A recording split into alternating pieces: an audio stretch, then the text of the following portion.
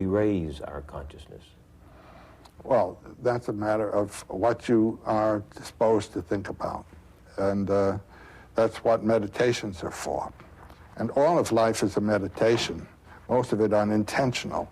A lot of people spend most of it in meditating on where their money's coming from and where it's going to go, but that's a level of meditation. Or if you have a family to bring up, you're concerned for the family. These are all perfectly very important concerns, but they have to do with physical conditions mostly, and spiritual conditions of the children, of course. But how are you going to communicate spiritual consciousness to the children if you don't have it yourself? So how do you get that? Then you think about the myths.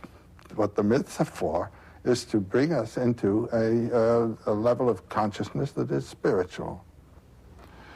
Just for example, I walk off 52nd Street and 5th Avenue into St. Patrick's Cathedral.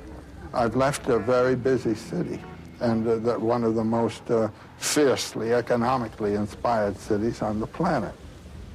I walk into that cathedral,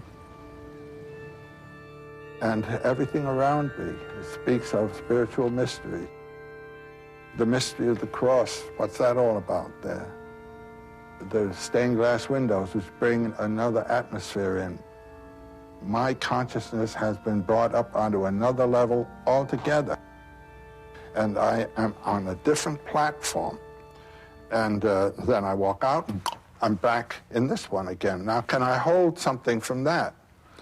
Well, certain prayers or meditations that are associated with the whole context there. These are what are called mantras in India, little meditation themes that hold your consciousness on that level instead of letting it drop down here all the way. And then what you can finally do is to recognize that this is simply a lower level of that.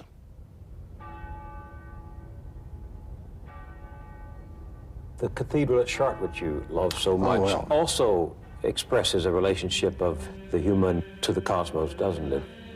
Well, I think everyone who has spent any time at Chartres has felt something very special about this cathedral.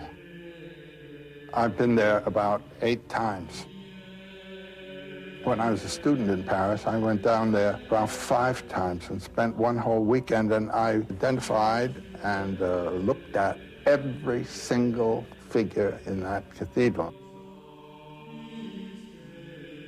I was there so much that the concierge, this little old fellow who took care of the cathedral, he came to me one noontime and he said, would you like to go up with me and ring the bells? I said, I sure would. So we climbed the Flèche, the tower, up to where the great bell was, the great enormous bronze bell. And there was a little, like a seesaw. And he stood on one end of the seesaw, and I stood on the other end of the seesaw. And there was a little bar there for us to hold on to. He gave the thing a push, and then he was on it, and I was on it. We started going up and down, and the wind blowing through our hair up there in the cathedral. And then it began underneath. Bong, you know, bong, bong. I tell you, it was one of the most thrilling adventures in my life. And when it was all over, he brought me down. He said, I want to show you where my room is. Well, in a cathedral, you have the nave, and then the transept, and then the apse. And around the apse is the choir screen. Now, the choir screen in Chartres is about that wide. And he took me in a little door into the middle of the choir screen, and there was his little bed and a little table with a lamp on it. And when I looked out, there was the Black Madonna, the vitrine, the window of the Black Madonna, and that was where he lived. Now, there was a man living in a meditation, a constant meditation. I mean, that was a very moving, beautiful thing. Well, I've been there time and time again since. What do you